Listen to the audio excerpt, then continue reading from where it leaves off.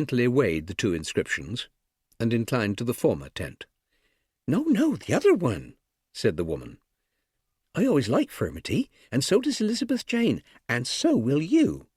It is nourishing after a long, hard day." "I've never tasted it," said the man. However, he gave way to her representations, and they entered the furmity booth forthwith. A rather numerous company appeared within, seated at the long, narrow tables that ran down the tent on each side. At the upper end stood a stove, containing a charcoal fire, over which hung a large three-legged crock, sufficiently polished round the rim to show that it was made of bell metal. A haggish creature of about 50 presided in a white apron, which, as it threw an air of respectability over her as far as it extended, was made so wide as to reach nearly round her waist. She slowly stirred the contents of the pot. The dull scrape of her large spoon was audible throughout the tent, as she thus kept from burning the mixture of corn in the grain, flour, milk, raisins, currants, and what not, that composed the antiquated slop in which she dealt. Vessels holding the separate ingredients stood on a white-clothed table of boards and trestles close by. The young man and woman ordered a basin each of the mixture, steaming hot, and sat down to consume it at leisure. This was very well so far, for furmity, as the woman had said, was nourishing, and as proper a food as could be obtained within the 4 seas. Though to those not accustomed to it, the grains of wheat swollen as large as lemon pips, which floated on its surface, might have a deterrent effect at first. But there was more in that tent than met the cursory glance, and the man with the instinct of a perverse character scented it quickly. After a mincing attack on his bowl, he watched the hag's proceedings from the corner of his eye and saw the game she played. He winked to her and passed up his basin in reply to her nod. When she took a bottle from under the table, slyly measured out a quantity of its contents, and tipped the same into the man's furmity.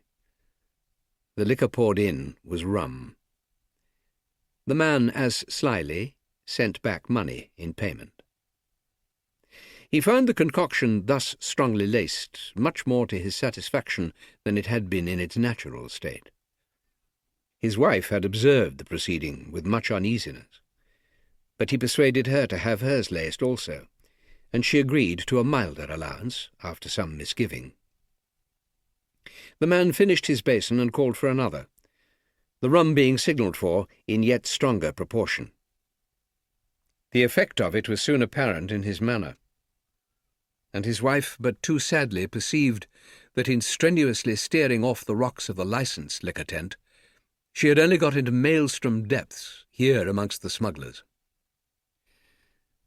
The child began to prattle impatiently, and the wife more than once said to her husband, "Michael, help out our lodging. You know we may have trouble in getting it if we don't go soon." But he turned a deaf ear to those bird-like chirpings. He talked loud to the company. The child's black eyes, after slow, round, ruminating gazes at the candles when they were lighted, fell together. Then they opened, then shut again, and she slept. At the end of the first basin the man had risen to serenity. At the second he was jovial. At the third, argumentative. At the fourth, the qualities signified by the shape of his face, the occasional clench of his mouth, and the fiery spark of his dark eye, began to tell in his conduct.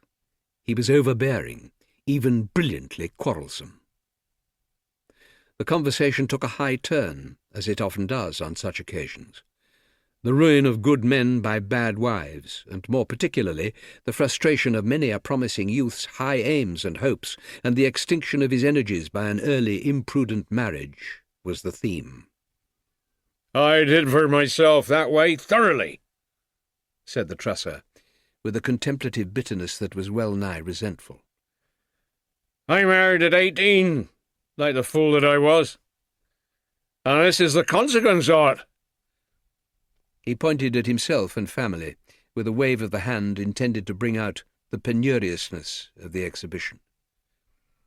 The young woman, his wife, who seemed accustomed to such remarks, acted as if she did not hear them, and continued her intermittent private words on tender trifles to the sleeping and waking child, who was just big enough to be placed for a moment on the bench beside her when she wished to ease her arms.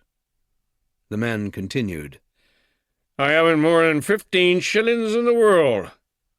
I am a good experienced hand in my line. I'd challenge England to beat me in the fodder business. And if I were a free man again, I'd be worth £1,000 before I'd done it. But a fellow never knows these little things till all chance of acting upon 'em is past. The auctioneer selling the old horses in the field outside could be heard saying, Oh, this is the last lot. Now, who'll take the last lot for a song? Shall I say 40 shillings?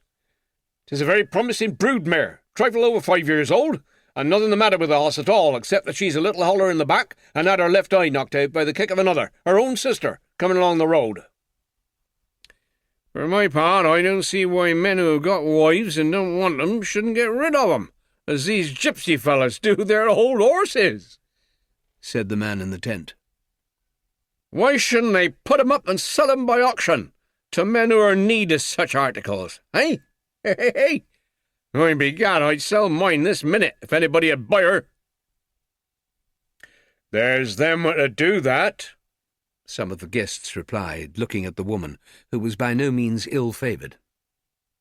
True, said a smoking gentleman, whose coat had the fine polish about the collar, elbows, seams, and shoulder-blades that long-continued friction with grimy surfaces will produce, and which is usually more desired on furniture than on clothes. From his appearance he had possibly been in former time groom or coachman to some neighbouring county family. I've had my breedings in as good circles, I may say, as any man, he added, and I know true cultivation, or nobody do. And I can declare she's got it, in the bone, mind ye, I say, as much as any female in the fair, though it may want a little bringing out.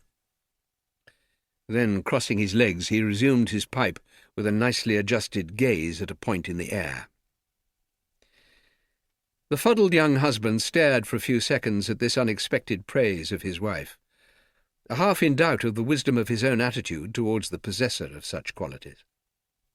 But he speedily lapsed into his former conviction, and said harshly, Well then, now is your chance. I am open to an offer for this gem of creation. She turned to her husband and murmured, Michael, you've talked this nonsense in public places before. A joke is a joke, but you may make it once too often, mind. I know I've said it before. I meant it. All I want is a buyer. At the moment a swallow, one among the last of the season, which had by chance found its way through an opening into the upper part of the tent, flew to and fro in quick curves above their heads, causing all eyes to follow it absently. In watching the bird till it made its escape, the assembled company neglected to respond to the workman's offer, and the subject dropped. But a quarter of an hour later, the man who had gone on lacing his furmity more and more heavily, though he was either so strong-minded or such an intrepid toper that he still appeared fairly sober, recurred to the old strain, as in a musical fantasy the instrument fetches up the original theme. Here, I am waiting to know about this offer of mine. The woman is no good to me. Who'll have her? The company had by this time decidedly degenerated, and the renewed inquiry was received with a laugh of appreciation. The woman whispered. She was imploring and anxious. Come, come! It is getting dark, and this nonsense won't do. If you don't come along, I shall go without you. Come! She waited and waited, yet he did not move. In 10 minutes the man broke in upon the desultory conversation of the furmity drinkers with, I asked this question and nobody answered to it. Will any Jack Rag or Tom Straw among ye buy my goods? The woman's manner changed, and her face assumed the grim shape and colour of which mention has been made. Mike, said she, this is getting serious. Oh, too serious. Will anybody buy her?